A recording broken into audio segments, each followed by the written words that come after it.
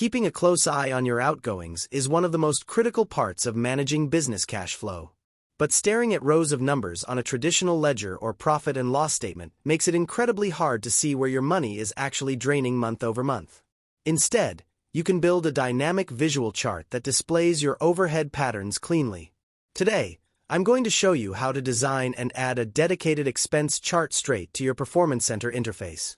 Let's jump right in. To find your visual tracking workspace, look over at your left-hand navigation bar and click directly on the main Reports menu. From there, head straight into your Custom Reports tab at the top, scroll down through your available modules, and select Performance Center to pull up your Graphics Hub.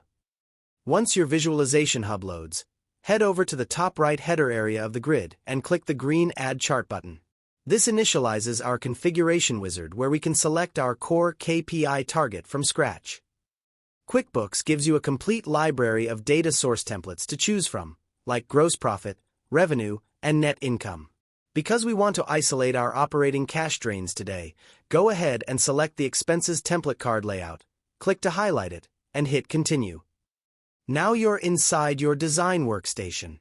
Right at the top, you can select your visual layout style, toggling between crisp vertical bars to easily compare month-to-month expenditure spikes, or a smooth, continuous trend line to see your rolling overhead momentum.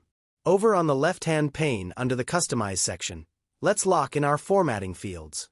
Click into the name box and give your chart a clean title, like Monthly Expense Breakdown. Right below that, use the Time Period dropdown to select your timeline tracking baseline. We'll set ours to this year to date. Once your layout filters look exactly the way you want them, slide down to the bottom right corner of the screen and click the bright green Add to Dashboard button.